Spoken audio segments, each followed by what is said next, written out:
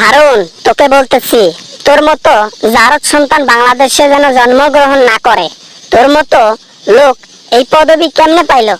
অবশ্য পাবে না কেন? আওয়ামী লীগের প্রত্যেকটাই তো কুলাঙ্গার, তাদের কি আর নিয়ে বলার ভাষা আছে? কেন ভাই, আমি কি করলাম? বাংলাদেশের মানুষকে সেবা দিচ্ছি, বেশ ভালোই কাটতেছে দিনকাল। এমনকি আন্দোলনে যারা উপস্থিত ছিল ছাত্ররা, তাদেরকে আমরা প্রোটেকশন দিচ্ছি। এখানে খারাপ কিছু করছি? 6 জন নিরপরাধ ছাত্রকে ধরা হয়েছে, স্টুডেন্টদের ধরে মারধর করা হয়েছে, টর্চার করা হয়েছে।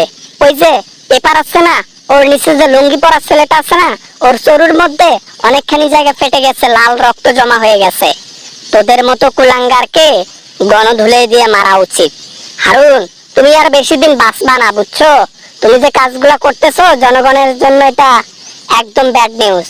খেয়ে দেবে যে কোনো সময়। যেটা জানো না সেটা নিয়ে কথাবার্তা বলবা না, বলে দিলাম। ওরা নির্দোষ, তুমি কেমনে জানো? ওরা অপরাধ করেছে বিধায় তো আমরা তাদেরকে গ্রেপ্তার করেছি, এবং গ্রেপ্তার পর আমরা তাদেরকে জিজ্ঞাসাবাদও করেছি। তারা নিজেকে দোষী মানছে। হ্যাঁ, পাবলিক সব বুঝে গেছে।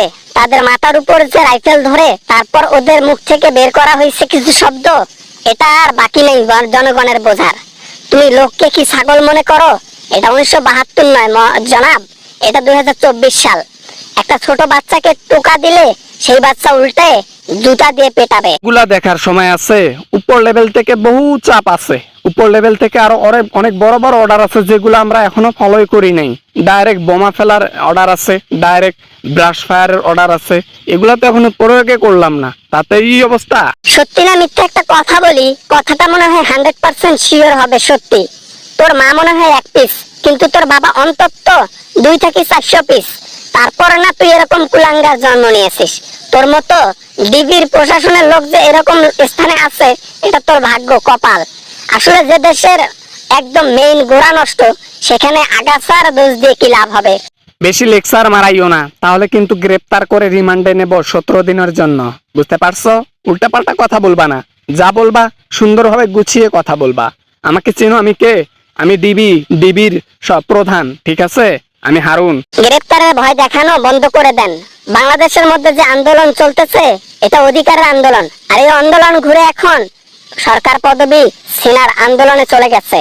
যেভাবে নৃশংসভাবে মানুষ হত্যা করেছে আওয়ামী লীগ সরকার, এভাবে 1972 সালে হানাদার বাহিনীরাও এভাবে মানুষ নির্মমভাবে হত্যা করে নাই। আমরা তো দেখি নাই সে সময় যুদ্ধ, তবে 2024 সালের যুদ্ধটা দেখলাম, আর এখন বুঝতে পারলাম আওয়ামী লীগ কেন এত খারাপ। দাদা না, মানে আমি আমরা মানে ওই তোমার, আচ্ছা ঠিক আছে, রাখলাম। আর কথা বলতে পারবো না। কি মাথা পাগলা হয়ে গেল নাকি? মাথা পাগলা হবে না কেন? রেমিটেন্স বন্ধ করে দিচ্ছে প্রবাসীরা। এখানে বাংলাদেশ ছাত্ররা আন্দোলন করতেছে, সিটাকলে পড়ে গেছে কে? সরকার।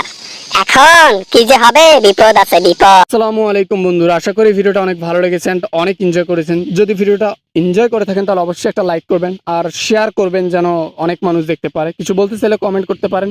দেখা হবে অ্যামেজিং ভিডিও নিয়ে আবারও আপনাদের সাথে। ততক্ষণ পর্যন্ত সবাই ভালো থাকবেন, সুস্থ থাকবেন। Bye bye.